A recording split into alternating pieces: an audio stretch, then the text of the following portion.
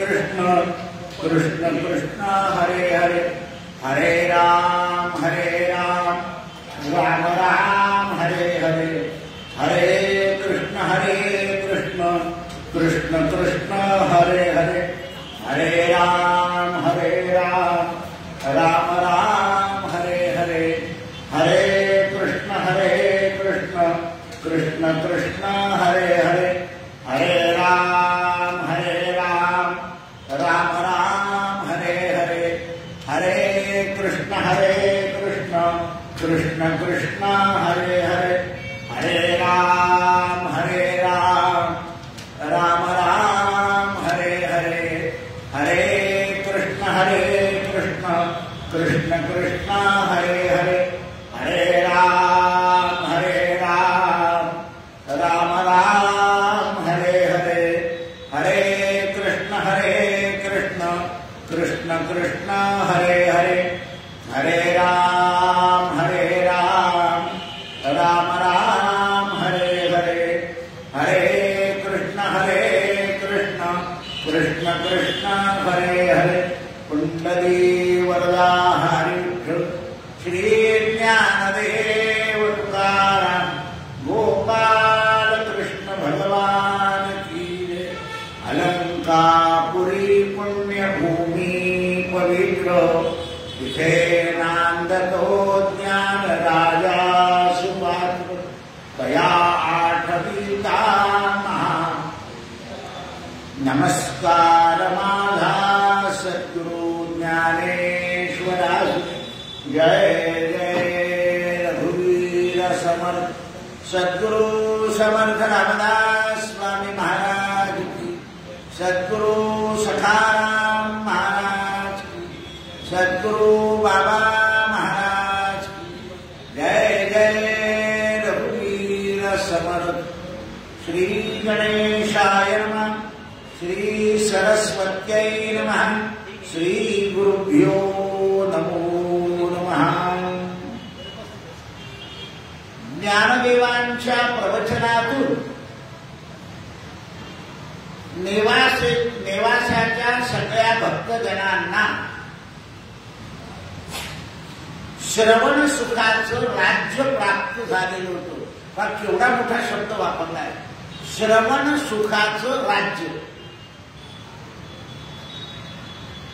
11व्या अध्यायापर्यंत सगळ्या भक्तजनांना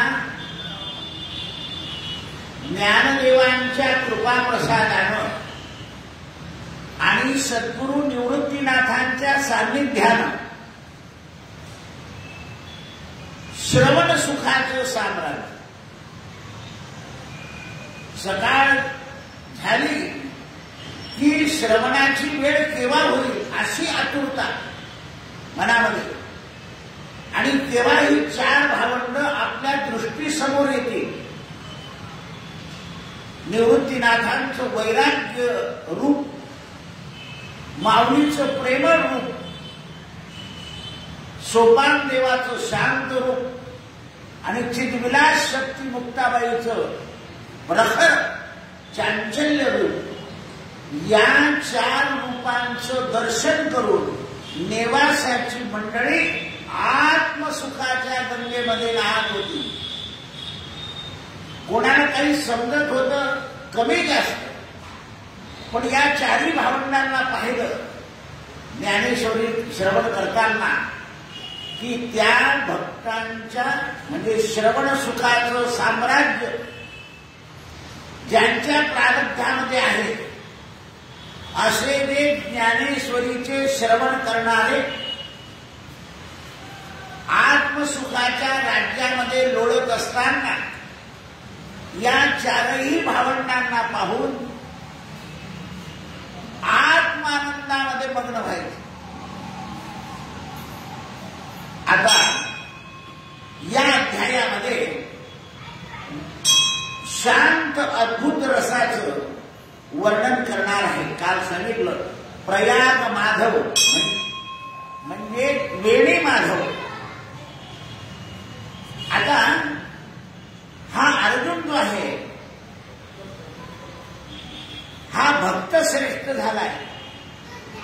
माऊलीच्या भाषेमध्ये अर्जुनाला भक्तश्रेष्ठ वापरलाय माऊलीने. आणि अर्जुन दैववान पुरुष राजा आहे. आता दैववान पुरुष हे सांगण्याचं कारण काय? तर अर्जुनाचं दैव असं आहे की भगवान स्वतः सांगताय म्हणून दैववान अर्जुन आहे अशी भाषा माऊलीची आहे. जसं एखादे मोठे संत होऊन जातात तर काही लोक मोठे अभिमानाने सांगतात आम्ही त्यांना पाहिलंय, आम्ही त्यांच्याबरोबर यात्रा केली आहे असं बोलत जातात. म्हणजे आपण त्या संताला पाहिलं म्हणजे आपण भाग्यवान आहोत. तसं ज्ञानेश्वरांच्या मुखामधून ज्ञानेश्वरी ऐकणारे लोकही म्हणत होते की आम्ही ज्ञानेश्वरांच्या मुखातून ऐकले, आम्ही भाग्यवान आहे. पण अर्जुन स्वतः देवाच्या मुखातून ऐकतोय म्हणून माऊली दैववान असा शब्द वापरतो. कारण गीतार्थ हा सुबोध मराठीमध्ये माऊली सांगणार आहे आणि याच्यामध्ये विश्वरूपाचं दर्शन घेणं आहे. बरं, आता भगवान स्वतः असल्यामध्ये आणखी सुलभ रीतीने त्याला दर्शन देते. कारण तो भगवंताचा सखा आहे, मेवणा आहे, राजा आहे, त्याच्याकडून काम करून घ्यायचंय, अनेक गोष्टी आहेत अर्जुनाच्या. नंतर एकदम भावनेच्या वेगामध्ये ज्ञानदेवांनी श्रोत्यांना नमस्कार केला. आपण आता नेवासाला आलो आणि संत स्वरूप श्रोत्यांनो, ज्ञानदेवांनी श्रोत्यांना शब्द वापरलाय संत स्वरूप. बाबा बाबा बाबा बाबा, म्हणजे श्रोते संत करून टाकले आणि आपण कमी होतो. श्रोत्यांनो, माझ्या बोलण्याकडे लक्ष द्या. मी अशा करता म्हणतो आहे की माझा लहानपणा पूर्ण मला माहिती आहे. मी अज्ञान आहे, मी सांगण्यास पूरक नाही हे मला माहिती आहे. आपणच आपल्या घरी पळवलेल्या राघूला बोलायला, पाळलेल्या राघूला बोलायला लावताय. आपण जसा पोपट पिंजऱ्यात पाळतो आणि त्याला बोलायला लावतो तसं तुम्ही मला नेवासायला बोलून तुमच्या घरी पोपटाप्रमाणे माझ्याकडून बोलून घेत आहे. म्हणजे स्वतःकडे किती कमीपणा घेतलाय माऊलीने. आई आपल्या मुलाकडून एखादी गोष्ट करून घेते. आईच्या सांगण्याप्रमाणे मुलाने ती गोष्ट केली की आई त्या गोष्टीचं कौतुक करते. आई त्या गोष्टी तसं मी तुम्हाला ही ज्ञानेश्वरी सांगतोय, मी लहान आहे, तुम्ही ऐका आणि माझं काही चुकलं असेल तर माफ करा आणि काही बरोबर असेल तर त्याचं कौतुक करून टाका. आता इथे काय केलंय, माऊलीचा विनम्र भाव, माऊलीचा विनम्र भाव जो आहे तो प्रगट झाला आहे. किती नम्रतेचं शिखर आहे बघा. अहो, तुम्ही शिकवलेलं मी बोलतो आहे, पण हे ऐकण्याची तुम्हाला विनवणी का करतोय? श्रोते हो, मनोभूमीमध्ये ज्ञानाचं सुंदर रोपट आपणच लावलं आहे. तेव्हा आपुलकीची विनंती एवढीच की हे रोपटे वाढवण्याचे प्रयत्न करा. तुम्ही नेवासाचे लोक भाग्यवान आहात, सुखी आहात. तुम्ही तुमच्या अन्नामध्ये मला बोलवलं आणि हे ज्ञानेश्वरीचं रोपटं लावलं आहे.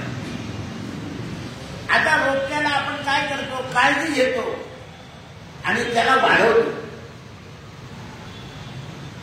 आणि या ज्ञानेश्वरीच्या रोपट्यापासून तुम्हाला काय मिळेल, तो वाढावा या सुख भक्तिभाव धर्म. तुमच्या घरामध्ये, तुमच्या शरीरामध्ये सुख वाढेल, भक्तिभाव वाढेल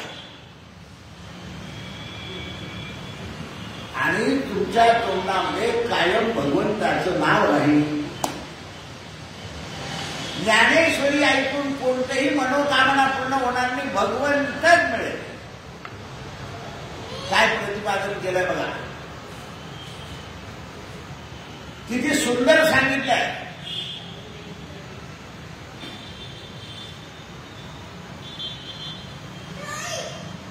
आता या रोपट्याला पाणी घालायचंय. लावलाय तुम्ही, शेती तुमची आहे, तुम्ही लावलेले रोप आहे. तर आता याच्यावर पाणी घालायचं म्हणजे अमृत सिंचन करायचं. तुम्ही जेवढं भजन कराल, जेवढं नामस्मरण कराल, तेवढं या ज्ञानरूपी रोप्यावर अमृत सिंचन होईल. आणि मग ते अमृत सिंचन झालेलं ज्ञान जगाला, तुम्हाला, तुमच्या कुटुंबाला उपयोगी येईल. काय वर्णन आहे, काय लिखाण आहे माऊलीचं. अंतःकरणाला भेदून जात.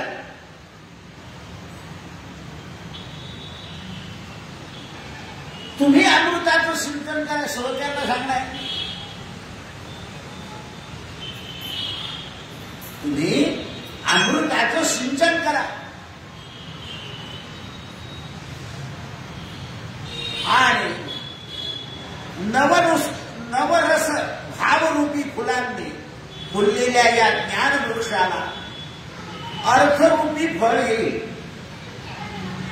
मी ते सांगतोय याचा अर्थ तुम्हाला कळायला पाहिजे. ज्या वेळेला ग्रंथाचा अर्थ कळतो, मी आता मध्ये सांगितलं तुम्हाला की तुम्ही रामरक्षा वाचला, पण त्याचा अर्थ वाचा. अर्थ वाचला म्हणजे फळ येतं.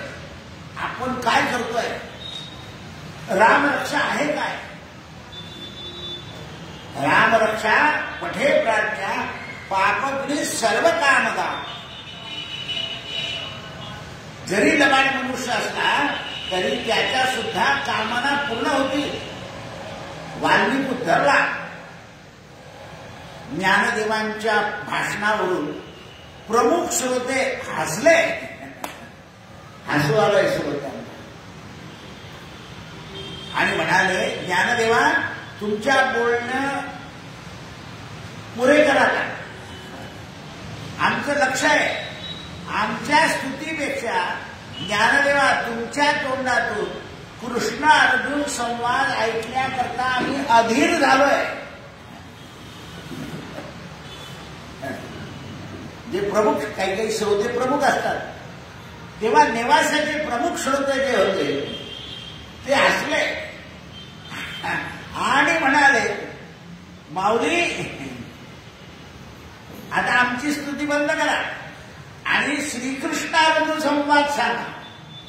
तशी पार्श्वभूमिका उभी केली बघा. आणि श्रीकृष्णार्जुन संवाद ऐकण्याकरता आधीर झालोय. काल मी सांगितलं की ज्याला श्रवणाची गोडी लागून जाते तो त्याचे कामं उरकत राहतो. 4 वाजता जरा हे उरकत, ते उरकू, आपल्याला जायचंय, आम्ही करायचंय, तर 2 तास खाऊन जातं पटकन. आणि म्हणलं जेवण करायचं, नाही नाही नाही, ते आमची वेळ होते पोथीची. आणि आल्यानंतर श्रवणाला लगेच बसून जाईल, कारण त्याला माहितीये मुद्दा गेला तर सगळं चाललं जाईल. आणि वक्त्याचा मुद्दाही बसून जातो पाठी, तर वक्ता बोलतोच. म्हणून आम्हाला तुम्ही श्रीकृष्ण अर्जुन संवाद सांगा, आम्ही संवाद ऐकायला अधीर झालो आहे. श्रोत्यांचे उद्गार ज्ञानदेवांनी विनयाने झेलले. वा वा, काय शब्द आहे. ते जे उद्गार होते आम्ही अधीर झालोय, ते विनयाने झेलले. ज्ञानदेव पुढे बोलू लागले. प्रभू रामचंद्रामध्ये प्रभू रामचंद्र राहणार जाऊन झाडाचा पाला खाणारे वानर, या वानरांकडून लंकाधीश रावणाला मारून घेतले. राम वनात गेले. वनातले जे वानर आहेत ते झाडापाला खाणार आहेत. त्या वानरांना रामाच्या सान्निध्याने बऱ्याच गोष्टी रामायणामध्ये राहून जातात. आता 18 पद्मे वानर ह्या सुग्रीवाच्या ताब्यात होते. या 18 पद्मे वानरांना रामाने केव्हा शिकवलं हे कोणी लक्षात घालत नाही त्याच्यामध्ये. असं आहे की पावसाळा सुरू झाला ज्येष्ठ महिन्यामध्ये. सुग्रीव रामाची मैत्री झाली.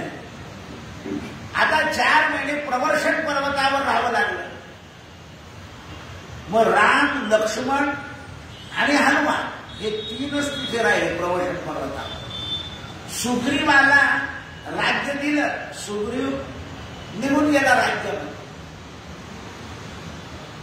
अंगद हा वालीचा पुत्र हा सेवेमध्ये ने आण करीत होता रामाच्या सेवेत. हनुमंत, लक्ष्मण रामाच्या सेवेत तत्पर होते. पण हे वानरगण जे आहे ते सुग्रीवाच्या राज्यामध्ये जायचेच नाही. हे सगळे प्रवर्षण पर्वतावर रामाच्या जवळ बसायचे.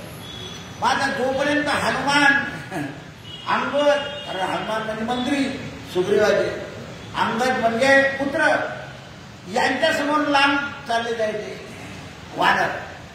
आणि हे कामाला गेले की रामाच्या रामाला पाहिजे अरे हे वनचर आपले मित्र व्हायला पाहत आहे, पण यांना राग नियमाचा दंड आहे. राम वानरांमध्ये जायला लागले. मुद्दा लक्षात आला का? भगवंतांनी पाहिलं की आपल्याला गावामध्ये नंद, यशोदा आणि गावातले लोक चांगलं खेळू देत नाही.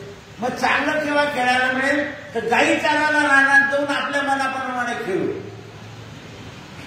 आपल्या कंपाऊंड मध्ये पोरं बॉल खेळणारे, हल खेळले, काय कुठून जायले आम्ही. मग शेवटी पोरं काय ठेवतात की ह्याला फार त्रास होतो, चला ग्राउंड मध्ये. आणि ग्राउंड मध्ये ते मनसोक्त खेळतात. कसं परमात्मा वानरांमध्ये चालले गेले. कृष्णावतारातही गेले गाई चारताना. आणि या प्रवर्षण पर्वतावर राम स्वतः, पुढचा मुद्दा निघालाय रामायणाचा तिथे, पण त्याच्यातून संदर्भ कसा, वानरांना बल दिलंय रामाने.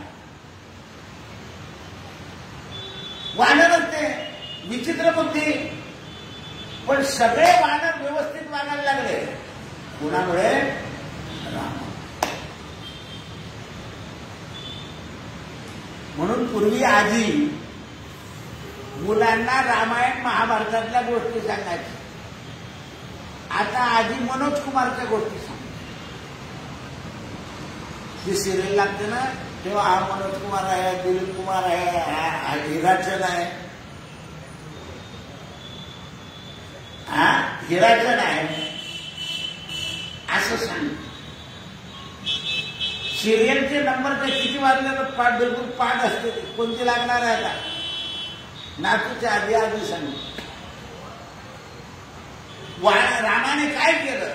संध्याकाळी घेऊन बसलं पाहिजे, त्यांना समजवलं पाहिजे. संस्कार राहिलेच नाही.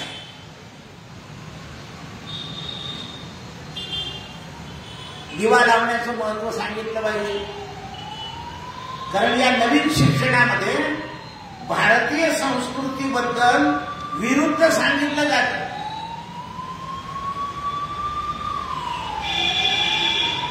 इंग्रजी शाळेमध्ये असं शिकवलं जातं की हे राम कृष्ण हे राजे होते, या लोकांनी त्यांना देव बनवून टाकलं. आपल्या घरामधून जर अलाहाबादमध्ये, जळगावमध्ये एका शाळेमध्ये गोंधळ झाला होता की तिथल्या शिक्षकांनी मातीचा गणपती पाण्यात टाकला आणि त्या मुलाला सांगितलं बघा तुमचा गणपती काय होतो, मरून जातो, पाण्यात विरघळून जातो. आणि त्यांचा टेचू स्टीलचा टाकला जातो का? आता किती पोरगा हुशार होता, म्हणे मॅडम आम्हाला बुद्धी समजू नका, तो लोखंड आहे, लोखंड पाण्यामध्ये जातं का? आणि ते प्रकरण इतकं झालं होतं शेवटी शाळेला माफी मागायला. बरोबर आहे? तर आपल्या मुलांना कळायला पाहिजे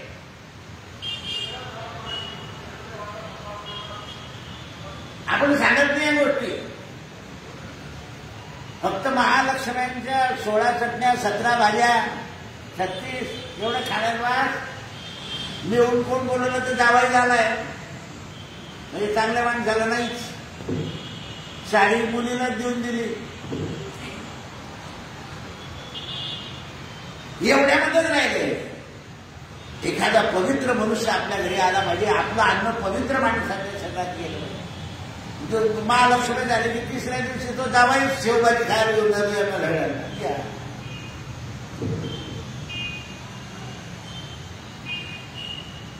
मुलं भाच्याची नोंद झाली की मावशी ओंकारेश्वराच्या दर्शनाला घेऊन जाते आणि तिथेच त्याला पाणीपुरी खवळलं. संध्याकाळी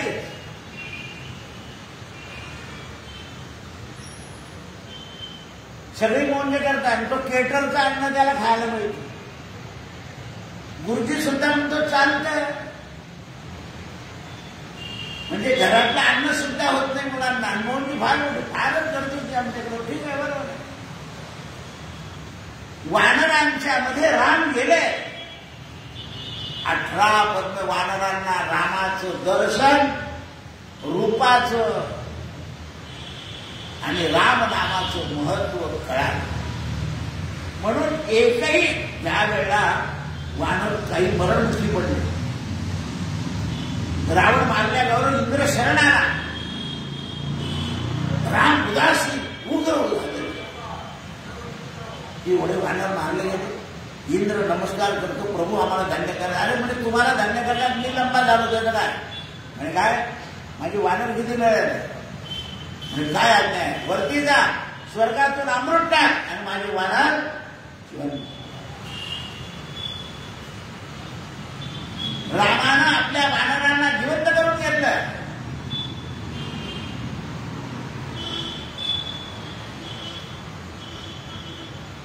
मग प्रश्न राहिला, त्यांच्या वानराला देऊन गेले, राक्षस मारले, तर राक्षसांना सुद्धा आपल्यामध्ये मिळवून घेतलं. रावणाचं तेज कोणात मिळालं, कुंभकर्णाचं तेज कोणात मिळालं, इंद्रजिताला कुठे नेलं, लक्ष्मणामध्ये.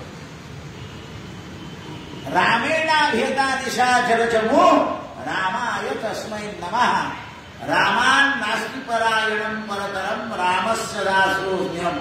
मला काल एका ठिकाणी दादा रामरक्षेवर प्रवचन करा म्हणलं. प्रवचन करण्याचा रामरक्षेवर अधिकार नाहीये, ती फक्त भक्तानेच वाचायची. म्हणून त्यांना सांगितलं की तुम्ही मराठीत वाचायला सुरू करा.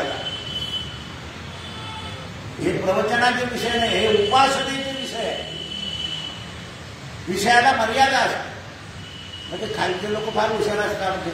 मग हा 45 कसं काय बोलले म्हटलं हनुमान चालीसा हिंदीत आहे.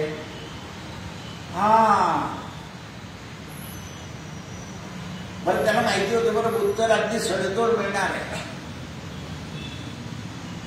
काही काही विषय प्रवचनाचे नाही, ते उपासनेचे आहे. मारुती स्तोत्रावर बोललंय, रामपक्षावर नाही सांगताय. एखादा समोर आला तरच त्याला समजवता येईल. ते सामाजिक ठेवण्याचं ज्ञान नाही. प्रत्येक ज्ञानाचा विषय वेगवेगळा असतो. तर माऊली सांगते आहे, वानरांकडून लंका देशाचा पराभव केला आणि त्याप्रमाणे माझ्या पाठीशी माझे गुरु निवृत्तीनाथ आहे. त्यांच्या शक्तीमुळे मी गीतार्थ यथार्थ सांगतोय. गीतार्थ यथार्थ का कसं वर्णन केलं.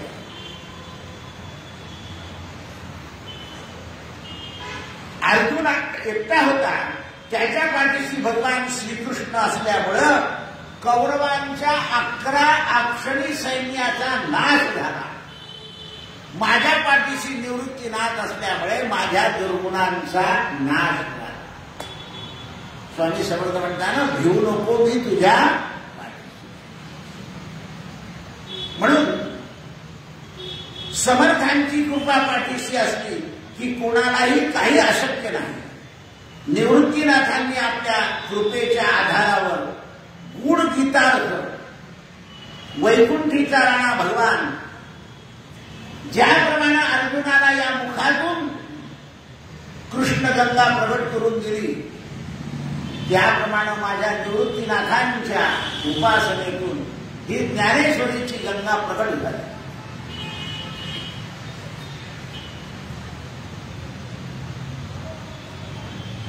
धन्य धन्य गीता ग्रंथ ज्या ग्रंथाचा वक्ता वेदाच्या प्रतिपादनाचा विषय श्रीकृष्ण परमात्मा आहे. गीता धन्य आहे. या गीतेमध्ये वेदार्थ आहे. आणि म्हणून ज्याला वेद कळताना त्याने गीता वाचा. म्हणून पुष्कळ लोक मला विचारतात, म्हटलं आधी विनोबांची गीताही वाच आणि मग गीता वाचायला सुरुवात कर. कारण ते जे प्रतिपादन केलं आहे ते वेदाचं प्रतिपादन आहे. त्याची संगती लावण्याकरता न्याय, मीमांसा, शास्त्र याचं ज्ञान असावं लागतं. नाही तर बरेच लोक ज्ञानेश्वरीचा एक श्लोक घेतात, 1 तास प्रवचन करायचं म्हणतात, हरे राम 15 मिनिटं, त्याच्यानंतर श्लोक असं त्याचा अन्वय सांगता सांगता 15 मिनिटं आणि अर्थ सांगायला लागले. सगळंच काही देवाच्या कृपेने होत. लोक घड्याळकडे पाहता, पांढरून झाली समज.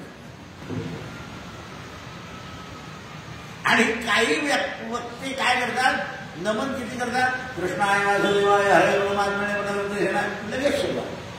कारण पाठीभर असतं त्यांच्याजवळ. हे लक्षात ठेवा. अहो 3 तास भागवत सांगायचं, मंगलाचरण अर्धा तास, मध्ये 8 भजन. कोण भागवत पुरू करू शकतं? कुंडली गर्द हरी. म्हणजे वक्तव्याचे दोष आपल्याकडे घेऊन येतात. हा ग्रंथ नव्हे, प्रत्यक्ष भगवंत वेद प्रतिपाद्या. ज्याच्यावर विघ्नेश्वराची कृपा असेल तोच करेल. माऊलीने गणपतीचं वर्णन केलंय. धन्य धन्य गीता ग्रंथ, ज्या ग्रंथाचा वक्ता वेदाचा प्रतिपादनाचा विषय श्रीकृष्ण परमात्मा आहे. स्वतःचाच विषय स्वतः सांगतायत. कोण विषय आहे? तर परमात्मा विषय आहे. सांगतं कोण आहे? तर परमात्मा. आमची माऊली सुद्धा कोण आहे? पांडुरंग आहे. लोकलय ज्ञानाची हित देण्याची कोण आहे? अवतार पांडुरंगा नावं ठेविले ज्ञान. आपण काही कमी नाही. माऊली आपल्यालाच सांगते. म्हणजे आपल्याला सुद्धा कोण सांगताय? पांडुरंगच सांगतो. आता इथे तुम्हाला कोण सांगताय? तर राम सांगतोय. पण एवढ्या संकटाच्या काळामध्ये सुद्धा तो तुम्हाला इथे बोलवतो, तुम्हाला ऐकवतो. त्याची कृपा नसती तर तुम्ही आले नसते. तरी मधून त्याची कृपा आहे.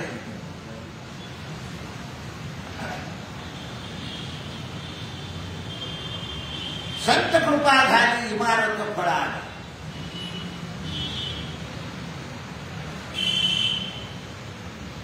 मी तर केवळ काय वर्णन करणार आहे. गीता तत्वाचं आकलन आपल्या बुद्धीला झालेलं नाही. गीतेचा मोठापणा सिद्ध करण्याकरता कैलासनाथ शंकरानं विनयानं असं म्हटलेलं आहे. तेथे भगवान श्रीकृष्ण आणि गीतेला भावनेनं विनयानं नमस्कार करावा. ज्ञानदेवा सगट सगळ्या श्रोत्यांनी भरलेल्या कृष्ण परमात्म्याला मनोमन नमस्कार केला. शंकरानं सुद्धा भगवंताची गीता ऐकली आणि काय भाव करू, तो विनय केला, नम्र भाव केला आणि गीतेला वंदन केलंय. ज्ञानदेवांनी जेव्हा असं सांगितलं तेव्हा सगळे श्रोते मनोभावे वापरून, मनोभावे, देखाने येऊन नाही, मनोभावे वापरून. ज्ञानदेव बोलायला लागले. अर्जुनाला विश्वरूपाच्या दर्शनाचं अनिवार्य उत्कंठा लागून भगवंतानी दिव्य रूप मला दाखवावं असं म्हणण्याचं धैर्य होईना की तेव्हा दाखवा जाता मला. कसं बोलू. कारण आतापर्यंत तो देवाला काय समजत होता? नातेवाईक, मित्र, सखा. आता गुरु समजतोय. म्हणून गुरुच्या समोर लवकर धैर्य होत नाही. हल्लीचे लोक तुम्हाला यायचं आमच्याकडे परवा, नाही आले तर पहा. म्हटलं दुसरा पोहा पाहून घेऊ, काय लागतं.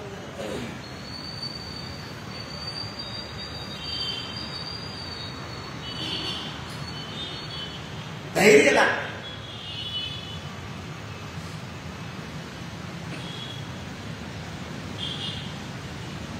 मोठं धैर्य असावं. बाबा खोलीत होते ना, तर मला मनोहरला सांगावं लागेल, मनोहर बाबांना सांग की त्याला प्रवचनाला जाते. असं सांगता येत नव्हतं की मी प्रवचनाला जाणं. सांग त्यांना की ते प्रवचनाला जाणं. आणि शेवटच्या दिवशी असा प्रसंग घडला की मी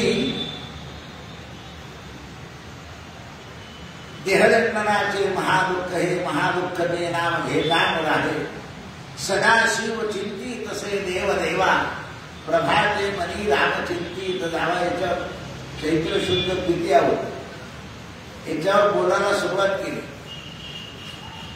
आणि बोलता बोलता माझं प्रवचन घसरलं. घसरल्यानंतर मी एक शब्द बोललो, भवाची या भिता काय भीतोची रंडी, धरी रे मना धीर धापासी सांडली. मनोहर ज्याला सांग की मला कशातच भय राहिलं, आणि त्याच्यात आणखीन माझं प्रवचन घसरलं. मृत्युंजय महादेव त्रायमाम शरणांगत, जन्म मृत्यू जरा व्याधी पीडितम कर्मबंधने. आणि तिकडे प्रक्रिया सुरू होती.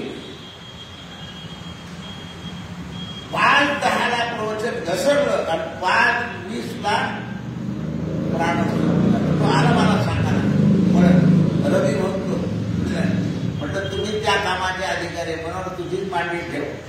गंगाजल मी आलो बुक्का घेऊन प्रवचनाचं सारण करतो. आम्ही बुक्का उधळला, मोठ्याने घंट नगारे वाजवले. आम्ही जातो आमच्या गावा, आमचा राम राम घ्यावा, तुमची आमची भेटी येथोनी या जन्म. आम्ही मोठ्याने हा म्हणतो. आमच्या डोक्यात काही नाही की हे संपणार आहे. बस मस्त म्हणजे. आणि ते अभंग गुलाल बुके फुलं उधळून झाले. मग लक्षात आलं की आपण काय करतो. पण तो जो हो होता,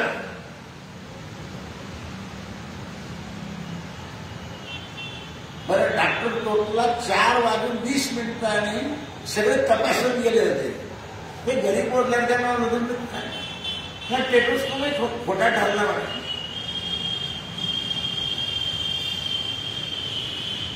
तर ही ती राम मंत्राची किमया आहे. आम्ही जाणार नाही म्हणे, आम्ही चैत्र शुद्धता जाऊ. म्हणून ते म्हणतात अर्जुनाचा धीर होईल. आता शब्द निघाला की कसं काय गुरुच्या समोर बोलायचं. अर्जुनाच्या मनात विचार करू लागला, यापूर्वी कोणी विश्वरूप पाहिलं आहे की नाही कोणात. आता याच्या मला दुसरं सुरू झालं. भगवंतानी अत्यंत आपली असलेली प्रिय पत्नी लक्ष्मी तिला आपलं रूप दाखवलं का विश्वरूप. आता संतापलेलं रूप बायको दाखवून काय उपयोग. कारण विश्वरूप म्हणजे काही सोपं नाही. लक्ष्मीने पाहिलेलं होतं देवाचं रूप, आणि असं उग्र रूप पाहिजे काय करत आहे.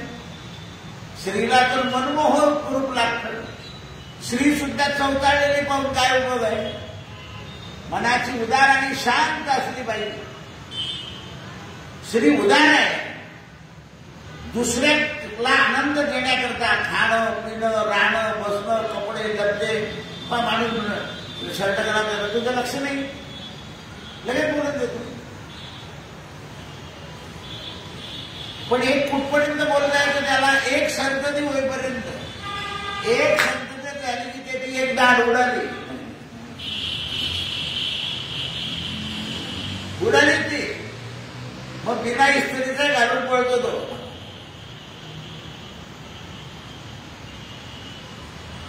तर लक्ष्मीला सुद्धा विश्वरूप दाखवलं नाही भगवंताने. विश्वरूपाचा लाभ झाला असेल का. भगवंताचं प्रियवान गरुड याला तरी विश्वरूप दिसलं असेल का. आता बाई याच्या मनात कसं सुरू झालं. आपल्याला जे मिळतं ना ते कधी मिळालं तर कोणाला मिळालं असेल का आपल्यापेक्षा, याच्यापेक्षा चांगला असेल का? सर्वसाधारण मनाच्या माणसाच्या मनामध्ये आता काही लोक म्हणतात ना, ही कुंडली जमली आहेत दादा म्हणत, याच्यापेक्षा आणखी चांगली, अरे ते नशिबाने ते देतो रे भाऊ, कशाला? मग काय होतं, हे सोडून जातं, दुसरं असं ते धुपाटणं. बरे पती पत्नीची भांडणी होता ना, हिच्या आधी चांगली पोरगी आली होती, आमच्या बाबानं ही गेली, आणि किती वर्ष लग्नाला लागले तर 35व्या वर्षी ही गोष्ट त्याच्याबरोबर लक्षात राहील. कारण गरुडाला सुद्धा देव कशाला दाखवतो, विश्वरूप हे स्वतःचं रूप दाखवायचं आहे, ते गरुडाचा हा विषय नाही. शनकादिक ऋषींनी विश्वरूपाच्या दर्शनाची कल्पना केली असेल का नसेल, असेल का नाही, आणि ते ऋषी आहे. अजूनही मनामध्ये किलबिश आहे, लक्ष द्या. कारण भगवंताचं श्याम सुंदर रूप इतकं मनोहर आहे. आता देवाच्या सजावटीवर विषय झाला 5 मिनिटापूर्वी, की देवाचं रूप आज वसंत पंचमी आहे. का तुम्ही सकाळचं रूप पाहिलं असेल ना, आताचं रूप पाहिलं, देवी सुद्धा लख लख लख लख करते. भगवंताच्या विवाहाचा दिवस आहे वसंत पंचमी. आज सकाळचं नारायणाचं गवण दादा, रुक्मिणी पांडुरंगाच्या लग्नाचा दिवस आहे. म्हटलं रुक्मिणी पांडुरंगाचं लग्न नाही लागलं, हे द्वारकेहून चालले आले, काही काही करत आईसाहेब मागून आले. कृष्णाच्याच लग्नाचा दिवस येतो, रुक्मिणीचं पांडुरंगाचं लग्न नाही लागलं. पांडुरंगाने रूप बदलवलं इथे आल्यावर. आज पंढरपुरामध्ये मोठा लग्न सोहळा आहे, तो कृष्णाचाच लग्न सोहळा आहे. भगवंताचाच सोहळा आहे. रामाच्या चरित्रात मार्गशीर्ष शुद्ध पंचमी, कृष्णाच्या चरित्रात माघ शुद्ध पंचमी. वसंत ऋतू आहे, या ऋतूचा आनंद आहे. या ऋतूमध्ये येणारा हा मोहन जो आहे, म्हणून तो रामाला समर्पण करायचा आहे. आंब्याचा मोह अच्युत फल आहे, हे फल पतन होऊ देत नाही. भगवंताच्या अंगावर गुलाल उधळायचे आणि आनंदित राहायचं स्त्री पुरुषांनी कामोत्सवामध्ये. कुठपर्यंत? पौर्णिमेपर्यंत फाल्गुन आहे, नंतर उदासीनता येईल. पण आज वसंत पंचमीला दुपारी आभ्र येऊन गेलं आणि उकाडा सुरू होईल. नाहीतर माघ महिन्यामध्ये गोडवा गारवा, गोड गारवा, जो मनाला आनंद आणि मोहक देतो. झुळूक सुटते, वसंत येता आंबा डोले, आणि कोकिळेचा आवाज ऐकायला मिळतो. म्हणजे वातावरण शुद्ध. आता आपली झाडं अशी आहे की पक्षीच बसायला तयार नाही.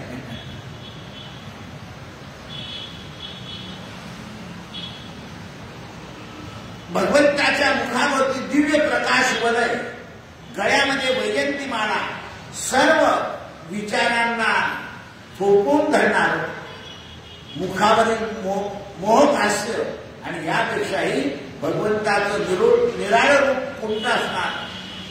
भगवंताचं पाद सेवन करणारी लक्ष्मी, भगवंताला नेहमी आपल्या पाठीवर नेणारा गरुड, सनकादिक ऋषी यांच्यापेक्षाही अर्जुन अत्यंत महत्वाचा ठरला, की त्याला ते विश्वरूप दर्शन घडवणार आहे. यांच्यापेक्षाही, आणि त्यापेक्षा ज्ञानेश्वरांनी शब्दाचं विश्वरूप दर्शन उभं केलं श्रोत्यांना. भगवंताच्या मनोहर रूपावर मोह न पडता भगवंताच्या विश्वरूप पाहण्याची इच्छा व्हावी. लक्ष्मीपेक्षाही भगवंताचं प्रेम अर्जुनावर होतं, कारण अर्जुनाकडून धर्म कार्य करायचं होतं. मग जो धर्म कार्य करतो त्याच्यावर देवाचं प्रेम असतं. मग आता घरातून धर्मकार्य सांभाळ. आता तुमच्या पाठीत कसे धक्के बसतील ते बघा. घरातून धर्मकार्य म्हणजे जो आई बापांना सांभाळण्याचा धर्म करतो त्याच्यावर देवप्रेम करतो. जो संसारामध्ये पती पत्नी यांच्यामध्ये धर्माने वागतो त्याच्यावर देवकृपा करतो. जो धर्माने समाजामध्ये आपल्या धनाचा उपयोग करतो त्याच्यावर देवकृपा करतो. जो आपल्या शरीरानं श्रेष्ठ लोकांना विनयानं नम्रतेनं वंदन करतो त्याच्यावर देवकृपा करतो. पण अर्जुनानं कुंतीचा सांभाळ चांगला केला. आईला मानत होते. अर्जुनामध्ये शौर्य होतं. अर्जुन नर होता. भगवान नारायण होते. म्हणून अर्जुनाला विश्वरूपा देत असत. यशोदेलाही घडवलं होतं. नंदराजालाही घडवलं. त्यांना घडवलं आणि विसर पाडला. तोंडामध्ये विश्वरूपाचं दर्शन करून आश्चर्यचकित करून टाकलं. यशोदेच्या मांडीवर जड झाले. खाली घेऊन दिलं. माझी आत चालली गडगड गडगड गडगड तुणावरता आला.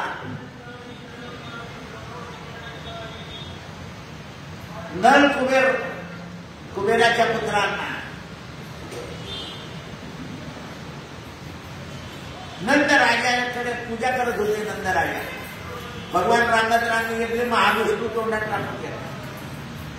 नंदराजा म्हणाले यशोदे आलं एक महाविष्णू पूजेत दिसत नाही. मी पाण्यात नाही पाहिला. पाण्यात गेला का म्हणे तुमच्या जो लाला बसलाय का म्हणे त्याच्या तोंडात पा. देवाच्या तोंडात म्हणून कान धरला. आत विश्वरूप. नंदराजा भांबून गेले. असं काय यशोदा म्हणाले दिसले का काढला का म्हणे महाविष्णू जागेवर आहे. याच्या तोंडात दिसला जागेवर आहे म्हणे असं होत राहतं आपल्या घरी. तुम्ही उठत येत लवकर. यशोदेला ती सवय झाली होती. नवल केवळे केवळे नकळे कान्होबाचे कोडे. अशा प्रकारे अर्जुनाच्या मनात कल्पना येताबरोबर अर्जुनाच्या अर्जुनाला मनापासून हसू आलं. अर्जुनाने भगवंताच्या मुखाकडे अत्यंत कौतुकानं पाहू लागला. भगवंताचे वाण्यामधली असलेली मोहिनी अर्जुनाला भुलवत होती. देवाला भक्तांची खेळणं आवडतं. खेळ मांडी यायला वाढ म्हणते. संतांच्या बरोबर आपल्या पंढरपुरामध्ये गोपाळपुऱ्यामध्ये देव खेळले. वृंदावनामध्ये देव खेळले. देवांना संतांशी खेळता येतं. जसं आजोबा नातूशी मस्त खेळतो. काही म्हणतच नाही तो आपण कोण आहोत हे सगळं विसरून जात. त्याचं कारण आहे नातवाचा आजोबाचा जसा प्रेम संबंध होऊन जातो तसा देव भक्ताचा सुद्धा प्रेम असतो. भक्तासाठी देव भाधी कसे होईल. देवांना भक्ताशी खेळणं आवडतं. गोकुळातल्या गोपींशी भगवान खेळले. बालांशी खेळले. नाना क्रीडा केल्या. आपण एक मूल आहोत असं दाखवून दिलं आणि फसवलं. मी काय वापरले दाखवून दिल्या ना.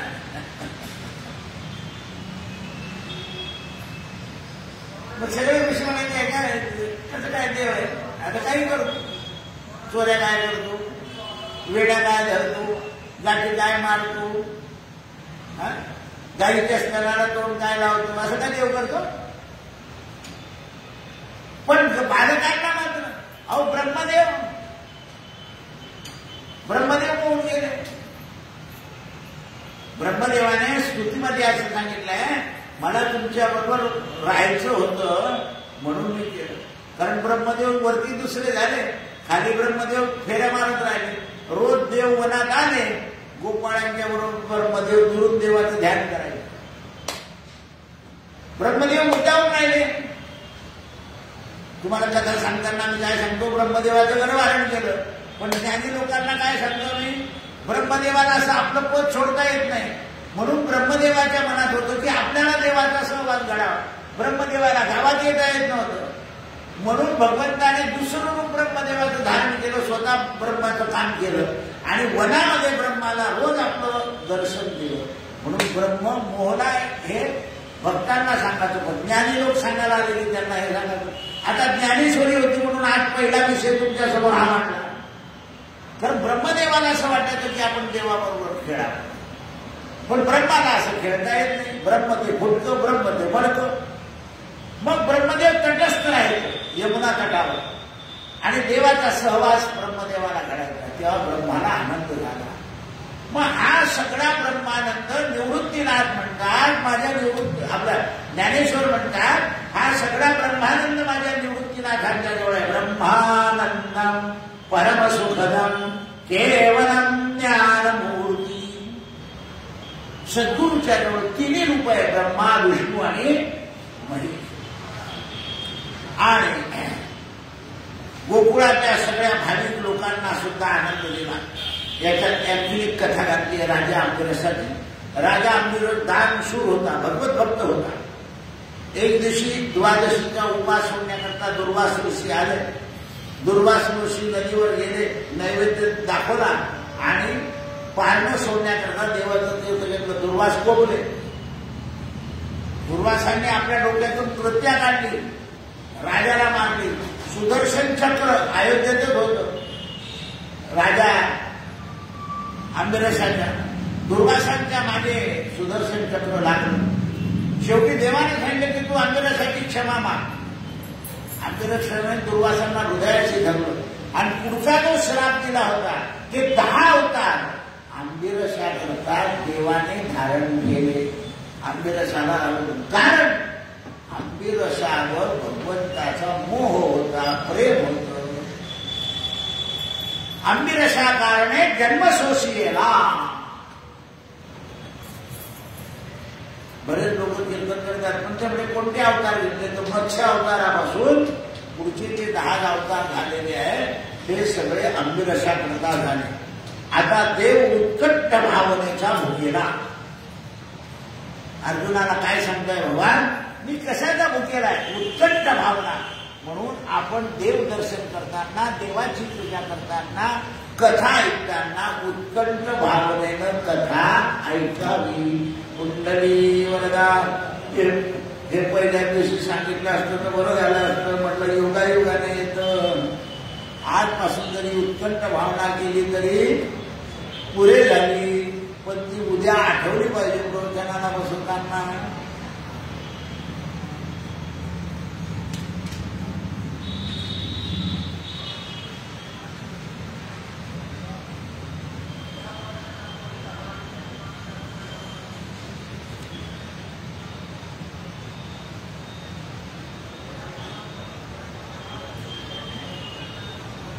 काल भगवंतांनी नंदी राजाचं एक तीर्थ निर्माण केलं नर्मदा तीरी. धर्मरूप सत्पुरुषांमुळे नर्मदा नदीवर अनेक तीर्थ निर्माण झाले आणि त्या तीर्थामुळे या नर्मदा नदीला अलंकार प्राप्त झाले. त्या ठिकाणी नंदी तीर्थ झालं, नावाने भगवंताने प्रसिद्ध केलं. धर्मरूप, धर्माचं रूप म्हणजे नंदी. नंदीला तिथे ठेवलं, त्या तीर्थाला उत्पन्न केलं आणि नंदीवर बसून भगवान शंकर कैलास पर्वतावर निघून गेले. धर्माचा पाठीराखा प्रभूला हे सुचवायचं आहे की सगळ्यांनी धर्मतीर्थावर स्नान करा. आणि 13व्या अध्यायामध्ये उद्या तिलभांडेश्वर हे भगवान शंकराचं नाव आहे. त्या तीर्थाची कथा आपण उद्या पाहू. हरे राम राम राम हरे हरे, हरे कृष्ण कृष्ण कृष्ण हरे. कुंडली वरदा हरि श्री ज्ञानदेव तुकाराम वसंत माधव भगवान की जय. नारायण नारायण जय गोविंद हरे. नारायण नारायण जय गोपाल हरे. नारायण नारायण जय गोविंद हरे. नारायण नारायण जय गोपाल हरे. नारायण नारायण जय गोविंद हरे. जय गोविंद हरे.